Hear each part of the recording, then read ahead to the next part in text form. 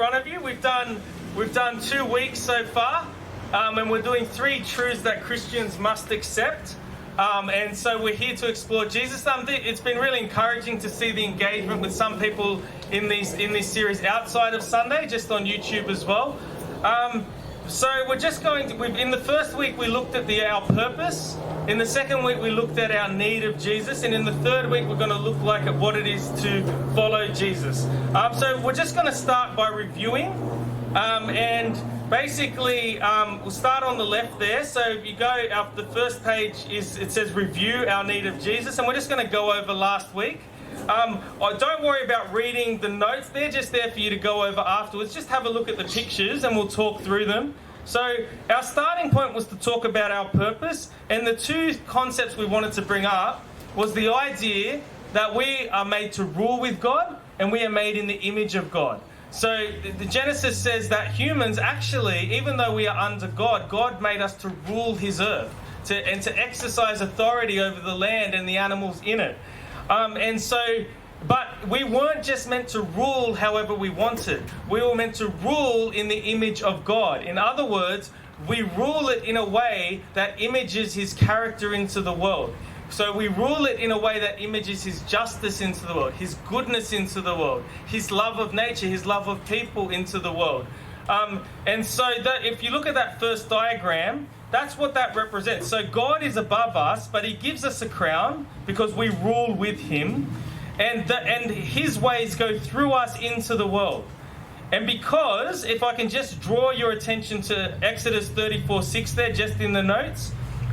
This is the first time in the Bible God describes himself. So God is mentioned in the Bible up until this point, but this is the first time the voice of God tells us who God is. Which is so significant. And the Exodus 34:6 says this. He says it to Moses. He says, and he passed in front of Moses, proclaiming, the Lord, the compassionate and gracious God, slow to anger, abounding in love and faithfulness. And the reason we focus on that, because this God, that's the core of his character. That's how God summarizes who he is. I'm compassionate, I'm gracious, I'm slow to anger, and I'm abounding in love and faithfulness. So, if the first diagram is correct, if we're ruling God's world in God's image, it should be all about love. That this world should be a place where we love each other perfectly and love God and he loves us. But is that the way it is? Well, Todd's like, yes, sometimes it should be like that. But it's not like that all the time, is it, in this world? It's a broken world.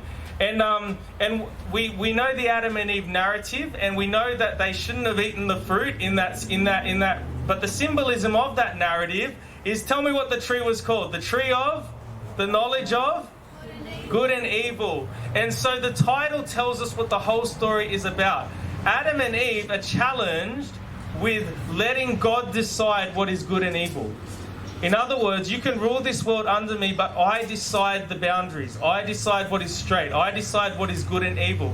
And when Adam and Eve took of the tree of the knowledge of good and evil, it was a symbolic decision of all humanity saying, we decide good and evil for ourselves.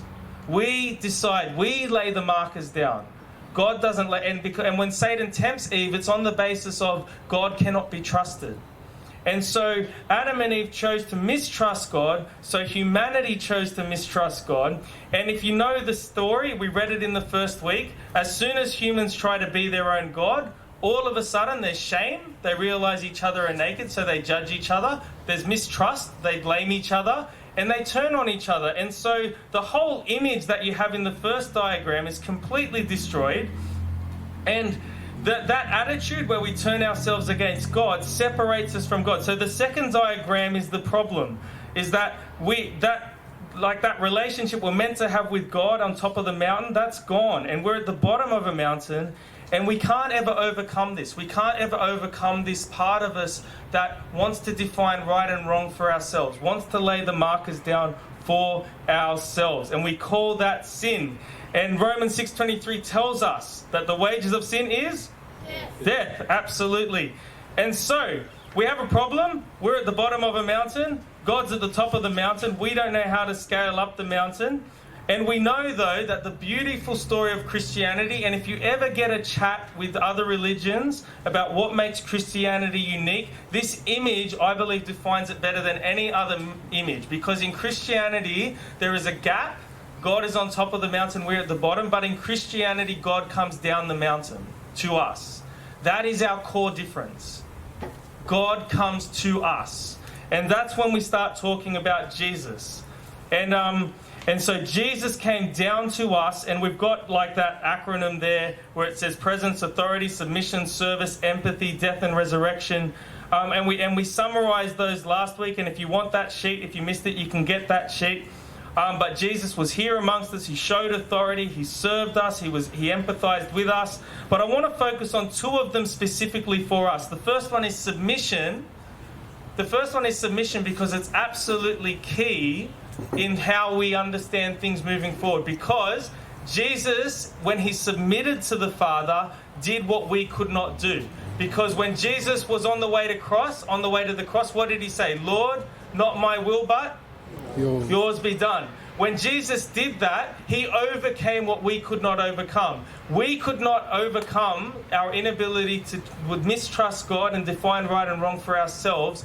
Even when Jesus is about to go on a cross, he refuses to mistrust his Father. I will do the will of the Father even at this point. And I don't know if you've ever picked up how profound it is, but the Son of God said, I don't want to do this. And yet he trusted his Father. That's amazing, isn't it? That the Son of God in his humanity said, I don't want to do it. But he did it. So he overcame what we couldn't overcome. And so he is not like us. And then it's on that basis he died for us. And we know the analogy that I love, that I keep returning to, but it's just so good, is that, this represents all that sin. And because we have given up on that submission, we have chosen to define good and evil for ourselves. And this is Jesus, who's always submitted to the Father. When he dies for us, all of that gets dumped on him, and we can have a relationship with Jesus. And so the second truth that absolutely all Christians must accept is that Jesus died and rose again for me. You have to accept it. It's our whole thing is built on this whole idea that God pursued you, God came after you and paid the price for you, so you must receive that forgiveness that he has paid for you.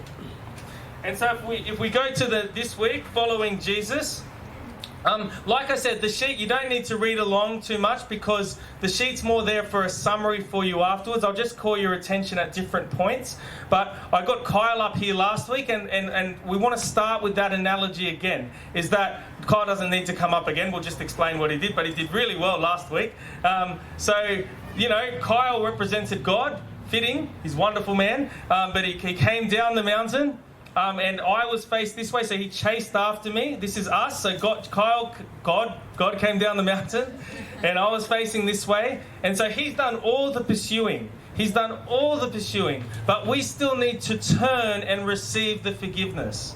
It's not about works. It's not about us working our way back to God. But we need to acknowledge that he's done all the pursuing. He's one step behind. But we need to turn and receive the love on offer, the forgiveness on offer. And while that seems easy, it's so difficult, isn't it, Adam? Because that turn represents something. Because while I'm facing this way, my life is mine. I define right and wrong for myself while I'm facing this way. I define straight and narrow for myself while I'm facing this way. But if I turn and receive God's forgiveness, I acknowledge that I do not define good and evil. God does. That's where it all starts. And so that's what we're talking about. If you want to read, the first thing we'll read together is Matthew chapter 16, verse 24. It says, "Then Jesus said to his disciples, 'Whoever wants to be my disciple must deny themselves, take up their cross and follow me.'" And what it goes on to explain, which we don't need to read, but is that, and Christianity Explained does a good point of pointing this out, is that the whole point of we have to take up our cross. Cross was an instrument of what? What did they do on crosses? Yeah. They kill people. Now, Jesus doesn't actually call us to literally die at that moment, but he's making the serious point that if you turn from this way to this way, you are dying to something. You are dying to an idea that is at the heart of who you are. You are dying to the idea that your life is yours. It is God's. And He has bought it at a price. And so whoever wants to be my disciple must deny themselves and take up their cross. And we're going to look at two images this morning that just help us grasp what it means to follow Jesus. And the first one is Jesus as a teacher, and the second is Jesus as a shepherd. So you are called, if you want to follow Jesus, He is your teacher and He is your shepherd. Jesus, His longest block of teaching is the Sermon on the... Oh, mate, we're top of the class today. Longest block of teaching in the Bible. And He finishes that teaching with these words. And this is why, these words alone, if anyone says, oh, Jesus was just a good moral teacher, actually, good moral teachers don't say this. This just raises the stakes of His words so much. This is what Jesus says about His own teaching near the end of it. Matthew chapter 7, verse 24 to 27, it's there in front of you. It says, therefore everyone who hears these words of mine and puts them into practice is like a wise man who built his house on the rock. The rain came down, the streams rose, and the winds blew and beat against that house, yet it did not fall because it had its foundation on the rock. But everyone who hears these words of mine and does not put them into practice is like a foolish man who built his house on sand. The rain came down, the streams rose, and the winds blew and beat against that house, and it fell with a great crash. Don't worry about the words next. Just look at the illustration and just get a grip of what Jesus is saying here. He has basically said, if you put into practice what I'm telling you right now, your life will be strong and resilient. And nothing will bring it down. It's what teacher says that? I mean, Meg's a good teacher. She's taught some good classes in her time. I'm sure at the end of her lesson, she never said to the students, if you put my words into practice, the words of Meg Faith into practice, your life will be forever strong. But if you ignore them, your life will fall apart. You know, like, no one says it, but Jesus says, if you build my life on my words, your life will be strong. It'll be like a house that storms can beat against. And then He says the adverse is true. Ignore me, ignore my words, don't put them into practice, and you'll fall. That's an incredible statement. It's huge. And if you are someone who is already a Christian, can I just say, that is why it is perilous if Sunday morning is the only time you engage with God's Word. Jesus has told you that if you ignore my words, your life falls down. Would we dare ignore His words throughout the week?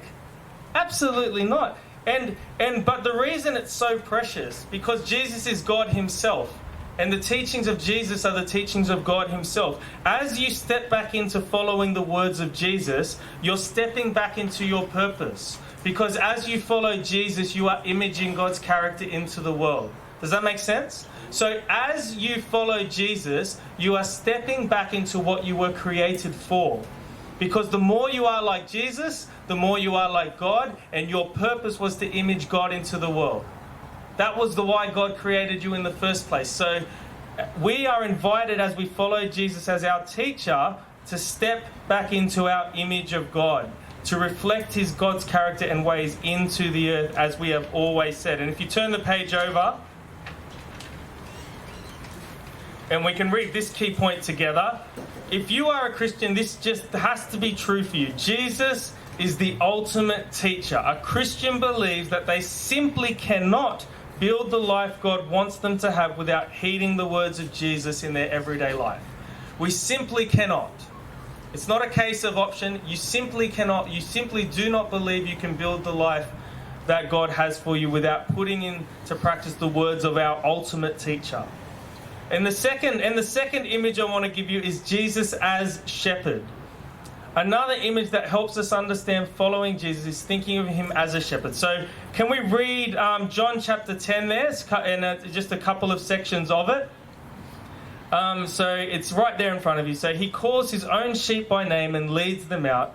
And when he has brought out all of his own, he goes on ahead of them, and his sheep follow him because they know his voice. But they will never follow a stranger. In fact, they will run away from him because they do not recognize a stranger's voice. And jumping ahead to verse 10 and 11, the thief comes only to steal and kill and destroy, but I have come that they may have life and have it to the full.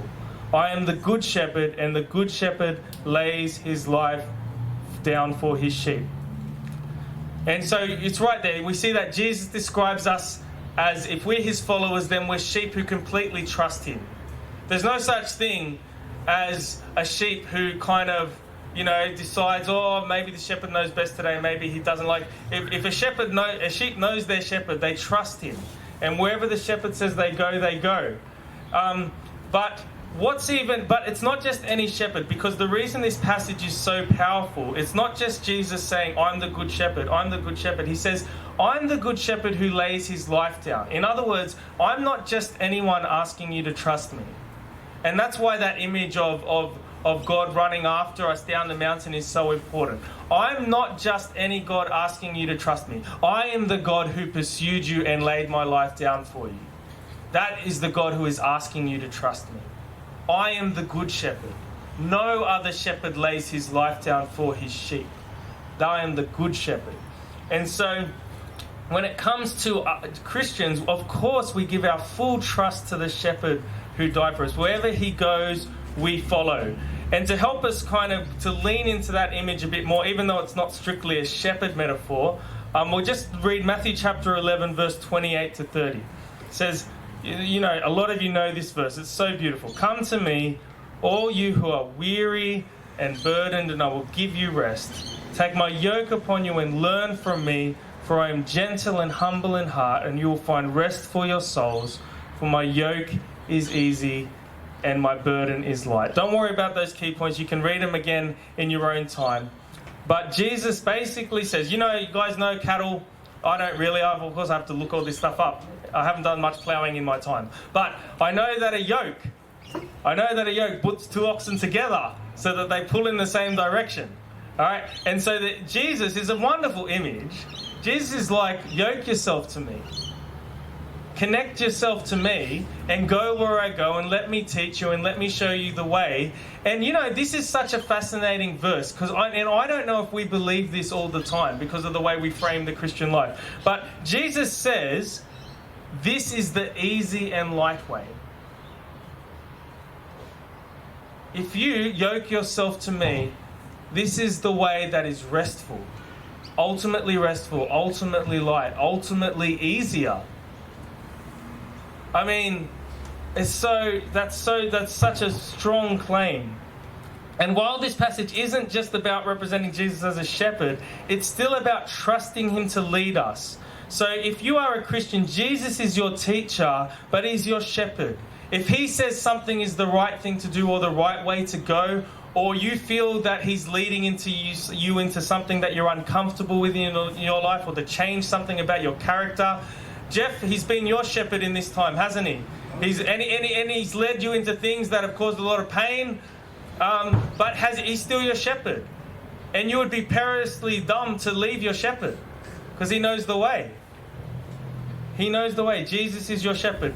And so what I would love to, and I'd love to spend a couple of minutes here, I present this image up here on the top right to high school students, and they really get it. So I want to present to you two ideas about your life.